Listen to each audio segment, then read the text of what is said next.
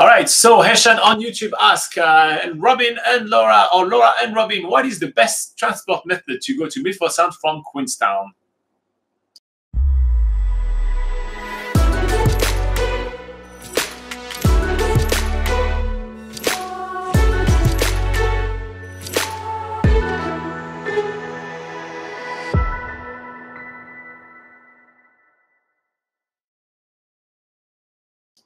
Well, there are plenty of different transport methods, as I'm sure this is why you're asking the question. It can be a bit overwhelming to choose, but we'll go through some of the different types. And if you can't choose, there's always different combinations that you can do. So one of the really common ways to get to Queenstown is to do a bus tour. Most bus tours depart from Queenstown, but there are some bus tours also departing from Te Anau, which is about an hour's drive away from Milford Sound. So the bus tours from Queenstown and Te Anau, they all pretty much take the same sort of route and they stop in the same places.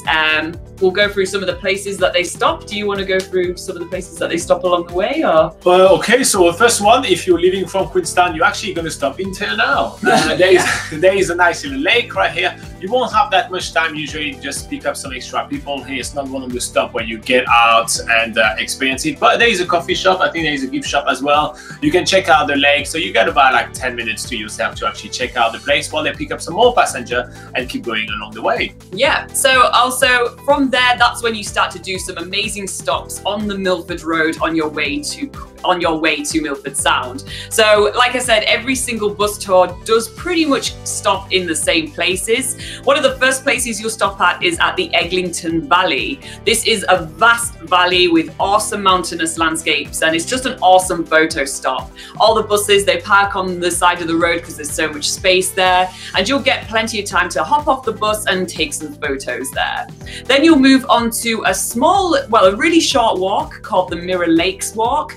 And here is a beautiful reflective lake, reflecting mountain views in the lake itself. So you do get to spend about 10 to 15 minutes there taking photos as well. And then either on the way to Milford Sound or on the way back, if you're taking the bus tour, you'll stop at a short walk called the Chasm.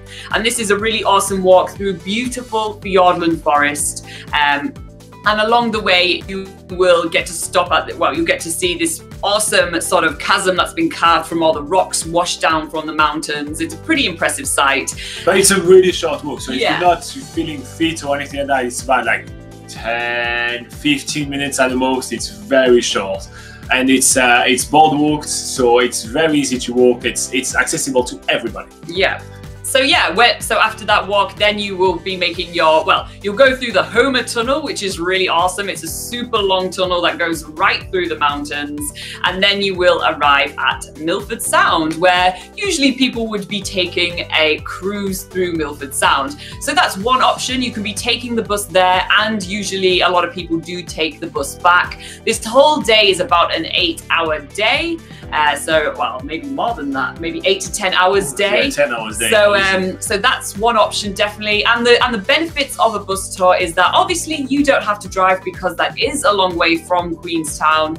If you don't have your own rental transport, for example, that's definitely a good option.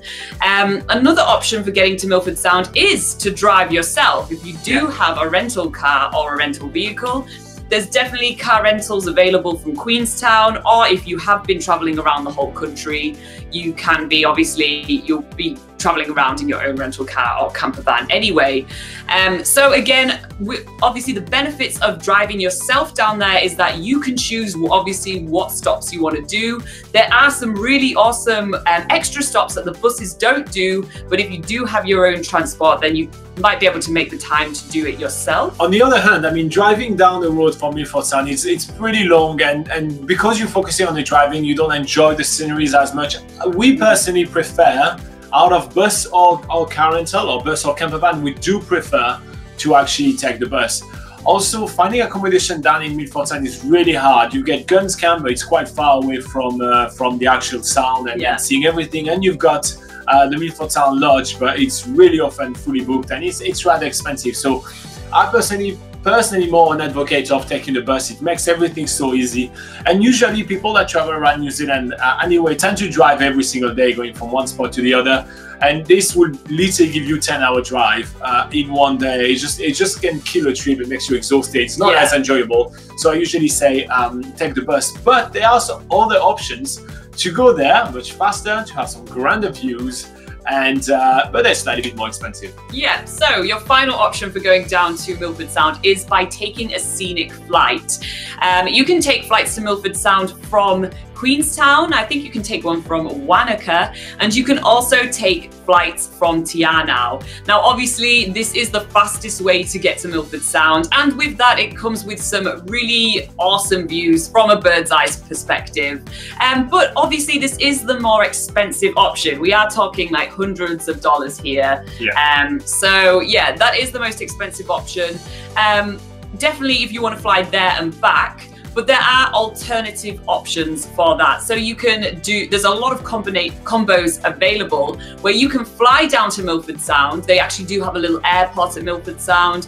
You can do either fixed wing flights or helicopter flights. And when you arrive in Milford Sound, you can take your cruise or whatever activity you might want to do in Milford Sound, and then you can jump on a bus tour back to Queenstown or Te Anau.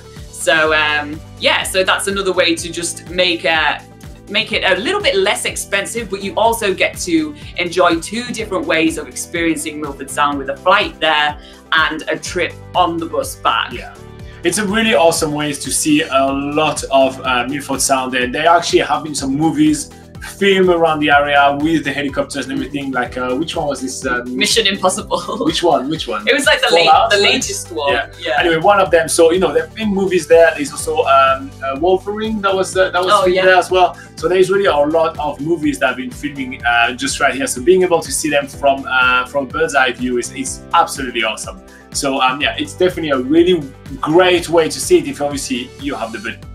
If you have the budget. If you want to cut down the budget, you can take like the flight down and then the bus up, or the bus down or the flight up. So you can mitigate a little bit that.